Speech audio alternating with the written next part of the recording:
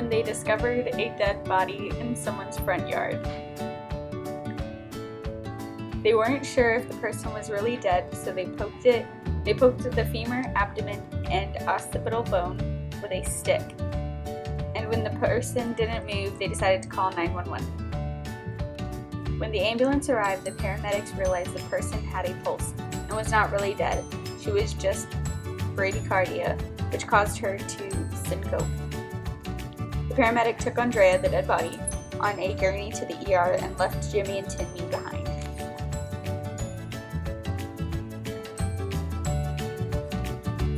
At the ER, she went into ventricular tachycardia, and the doctors had to start CPR.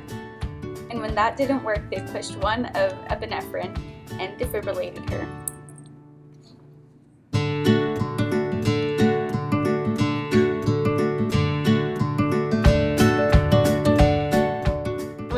When her heart didn't restart, they stated the time of death at 7:40. The morgue was contacted, and the deceased was left under a drape until they could come get her. When the morgue arrived to collect the cadaver, they realized that she wasn't dead after all. She was just in a coma. The doctors took over and admitted the woman to the hospital for further testing, such as CBC, WBC, RBC, coagulation tests, chemistry tests, blood glucose test, and an alcohol test. The morticians were very upset as they liked to have fresh dead bodies. Jimmy and Timmy thought nothing of the matter and continued to trick or treat. As they were ambulating to the next house, Jimmy was stabbed in the spine by Timmy.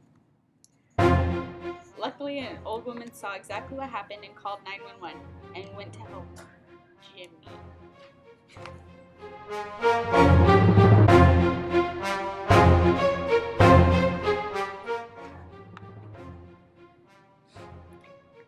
As she was walking over, Timmy pulled out a gun and was so surprised, so she pulled out her handgun and shot Timmy in the upper left quadrant.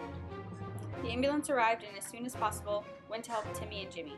Timmy was taken to the ER and pronounced dead upon arrival, and Jimmy was able to be taken to the OR and have a procedure to save his life. Jimmy was introduced to a number of different doctors and medical professionals like a cardiothoracic surgeon and a neurosurgeon. After the surgery, Jimmy was put into a conjoined room with the woman he thought was dead in front of the yard of someone's house.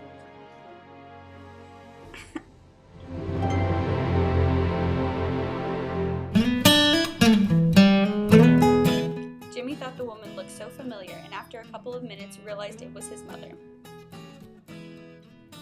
After coming to this realization, Jimmy went into shock and fainted, and the closest doctor around was a pediatrician, and she helped him. She elevated his cranium and wrapped his body in a blanket.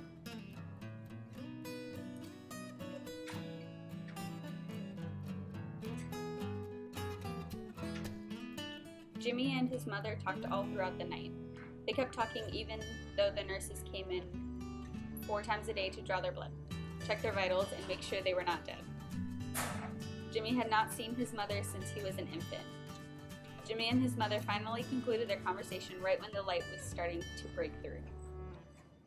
When Jimmy awoke in late afternoon, he was shocked to see his mother was not next to him in her bed. She was gone.